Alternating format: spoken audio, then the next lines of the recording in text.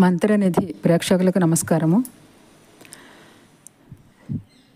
అశ్వత్థ వృక్షాన్ని అంటే రావి చెట్టుని మిగతా రోజుల్లో స్పృశించకూడదు, ఒక్క శనివారం మాత్రమే స్పృశించాలి, పూజ చేయాలి. పూజ చేస్తే చాలా విశేషము అనేది కూడా మనకి పద్మపురాణంలో కనిపిస్తోంది.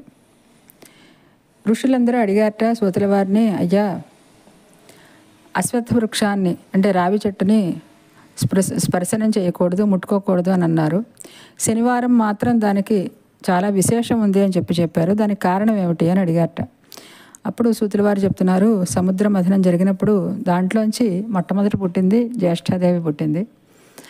ఆవిడ్ని తీసుకోవడానికి ఎవళ్ళు కూడా ముందరికి రాలేదు, దేవతలు ఎవళ్ళు కూడాను. తర్వాత లక్ష్మీదేవి కౌస్తుభమణి పుట్టాయి. కౌస్తుభమణిని విష్ణుమూర్తికి ఇచ్చి లక్ష్మీదేవిని కూడా విష్ణుమూర్తికి సమర్పించారు దేవతలందరూ కూడా. అప్పుడు లక్ష్మి, నాకంటే పెద్దదైనటువంటి మా అక్క జ్యేష్ఠాదేవి ఉంది, ఆవిడ జ్యేష్ఠురాలకి వివాహం అయిన తర్వాతే కనిష్ఠురాలు చేసుకోవాలి, కాబట్టి ఆవిడ వివాహం అయిన తర్వాతే నాకు వివాహం అని చెప్పిన అందుట ఆవిడ. అంటే సరే, అందరూ ఎవళ్ళు కూడా దేవతలు కానీ ఎవళ్ళు కూడా ముందుకు రావట్లే ఆవిడని చేసుకోవడానికి. అప్పుడు ఉద్దాలక మహర్షి చాలా గొప్ప తపస్సు చేసినటువంటి వాడు, ఆయన తప్పితే ఎవళ్ళు కూడా ఈవిడ్ని భరించలేరు అని చెప్పి విష్ణుమూర్తి ఆయన పిలిచారట. పిలిచి, అయ్యా ఈవిడ్ని నువ్వు గ్రహించవలసింది భార్యగా అని చెప్పి అన్నారట. సరే, ఆయన కూడా కొంచెం అనుమానించాడు. కాకపోతే విష్ణువు ఆజ్ఞ కాబట్టి, స్వామి ఆజ్ఞను తిరస్కరించకూడదు కాబట్టి, సరే నేను ఎప్పుడూ ఎక్కడో అక్కడ తిరుగుతూ ఉంటాను కాబట్టి నేను వచ్చేదాకా నువ్వు ఈ అశ్వత్థ వృక్షం మూలంలో అంటే రావి చెట్టు నీడన ఉండవలసింది అని చెప్పాట ఆయన. నేను వచ్చేదాకా నువ్వు ఇక్కడే ఉండు అని చెప్పేసి వెళ్ళిపోయాట ఉద్దాలక మహర్షి. చాలా కాలం అయింది ఆయన రాలేదు. ఈవిడ బాధపడుతోంది, భర్త రాలేదు అని చెప్పిన బాధపడుతూ ఉంటే లక్ష్మీదేవి చూసింది, అక్క బాధని తీర్చాలి ఎలాగైనా అని చెప్పి తన స్వామి అయినటువంటి విష్ణుమూర్తిని ప్రార్థించింది.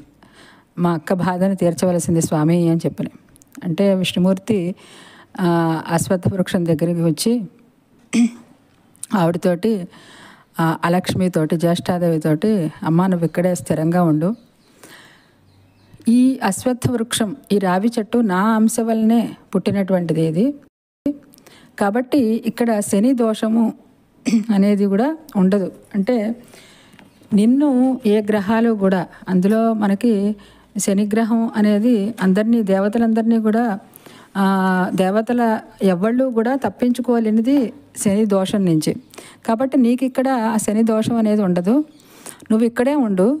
తర్వాత ప్రతి శనివారం నాడు కూడా ఎవళ్ళైతే ఇక్కడికి వచ్చి నిన్ను పూజ చేస్తారో, అంటే అశ్వత్థ రూపంలో ఉన్నటువంటి నన్ను పూజ చేస్తే నువ్వు ఇక్కడ ఉన్నప్పుడు నిన్ను కూడా పూజ చేసినట్టే వాళ్ళ లెక్క.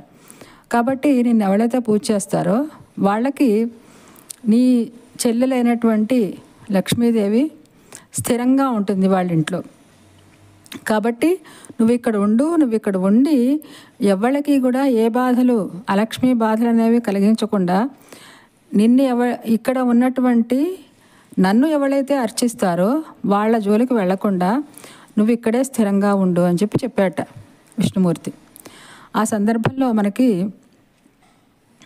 ఆవిడ యొక్క ఆకారం ఎలా ఉంటుంది అని కూడా చెప్పారు. స్థూలాస్యాం శుభ్రదశనాం జఠరాం బిభ్రతీం తనూం అని. లావు అయినటువంటి శరీరం కలిగినటువంటి ఆవిడ, అలాగే చక్కటి పలువరస కలిగిందిట, పొడవైనటువంటిది కఠినమైనటువంటి శరీరము కలిగినటువంటిది, చాలా ప్రకాశంగా ఉందట ఆ శరీరం ఆవిడది. అలాగే వెడల్పైనటువంటి ఎర్రటి కళ్ళు కలిగినటువంటిది, అలాగే బాగా పొడవైనటువంటి తోపు రంగులో ఉండేటటువంటి, అంటే కపిలవర్ణం అంటే ఎరుపు నలుపు ముదురు రంగు అనమాట. ముదురు రంగు వస్తే తోపు రంగు వస్తుంది. అటువంటి రంగు కలిగినటువంటి శిరోజాలు జుట్టు కలిగినటువంటిది ఆవిడ. అలా ఉంది అక్కడ జ్యేష్ఠాదేవి అని చెప్తున్నారనమాట. అందుకోసం అని చెప్పి ప్రతి శనివారం కూడా రావి చెట్టు మొదట్లో రావి చెట్టుకి పూజ చేసి ఎవరైతే ఆ విష్ణుమూర్తిని ప్రార్థిస్తారో వాళ్ళకి అలక్ష్మీ నివారణ జరిగి లక్ష్మీ కటాక్షం అనేది సిద్ధిస్తుంది అని మనకి పద్మపురాణం ద్వారా తెలుస్తోంది. స్వస్తి.